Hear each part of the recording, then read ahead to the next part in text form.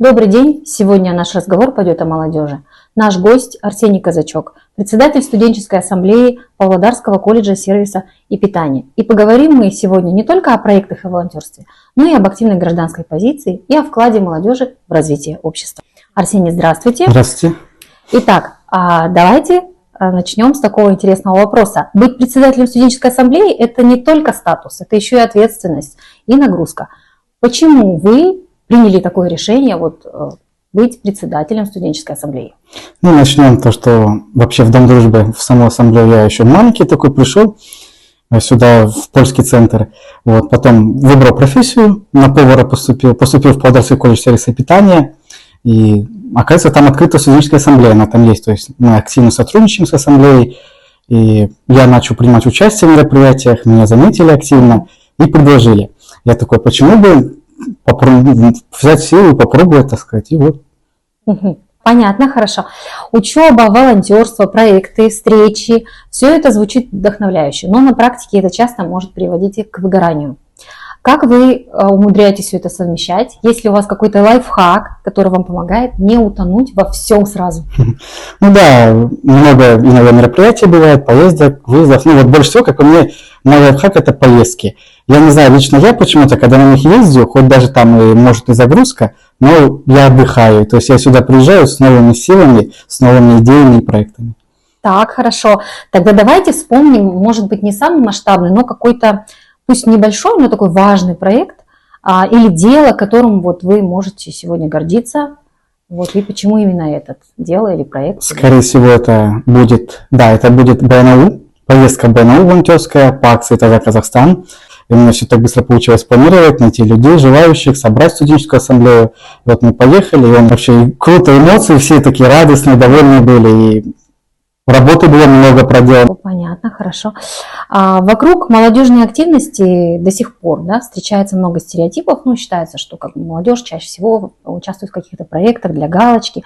С какими-то стереотипами вы сталкивались лично, и что бы вы на это ответили?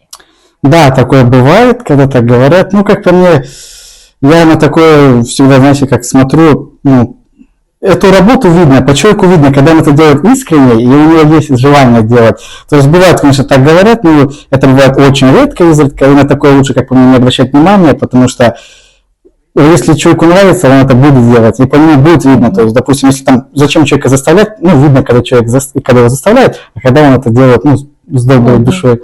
И в итоге дела говорят сами. Да, дела сами за себя говорят. Понятно. Что лично для вас значит слово «бірлік», единство? Для меня оно очень часто звучит всегда. Это такое слово, как по мне. Для меня «бірлік» это наша казахстанская молодежь, наша именно ассамблейская молодежь, наши проекты, активность, выступления. Волонтерство и общественная деятельность редко проходят бесследно. Как участие в проектах изменило лично вас и что нового вы о себе узнали? Я стал более открытым, более таким. Раньше я такой прям вообще застенчивый был, сейчас более так открытый уже, то есть более начал открываться лучше с людьми, чаще контакт находить, то есть как-то закрыто, а когда волонтерство, много людей всегда, знакомых, появляется друзей много, общего такого контента прям много вообще. То есть прокачали свои коммуникативные. Да, коммуникация прям человека очень сильно прокачивается в этом плане. Так, хорошо. Быть по-настоящему полезным обществу сложнее, чем просто проявлять активность. Как вы считаете, какие навыки и качества сейчас действительно важны для молодого человека?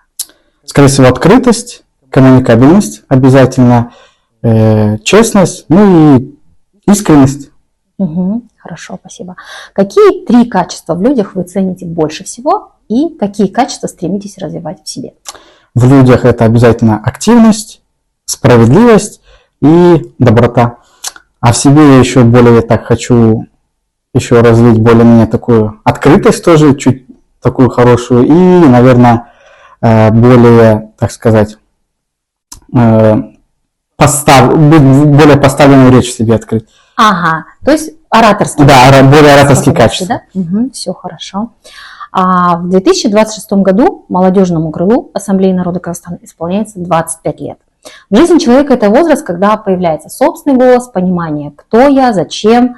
А если перенести эту метафору на организацию, то какой вы видите ассамблею Жастары сегодня? Сегодня это хорошее молодежное объединение, очень активное. Оно признано в 2025 году самым активным молодежным объединением в Казахстане.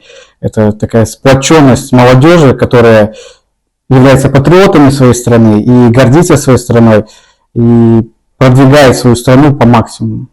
Хорошо, спасибо. Хорошо. И финальный вопрос такой о будущем. Какой вы видите молодежь Казахстана, лет через 5? Лет через 5, мне кажется, это будет, так сказать, такая сплоченная, более еще известнее, более активная. То есть она будет занимать, мне кажется, высокую позицию у нас в республике. Более, так сказать, больше проектов будет каких-то масштабных, больше будет открыто студенческих ассамблей, школьных классов, скорее всего, молодежь будет более продвигаться в этом плане, и, скорее всего, будет высокая, больше даже, скорее всего, молодежная такая команда, организация. То есть у ассамблеи именно будущее за молодежь. Мне кажется, да, за молодежь. Ну и, конечно, об аксакалах наших нельзя забывать. Аксакалы тоже будут занимать, и совет матерей, огромную часть, и продвигать нашу молодежь, давать правильные советы и направления, как нам действовать. Все, отлично.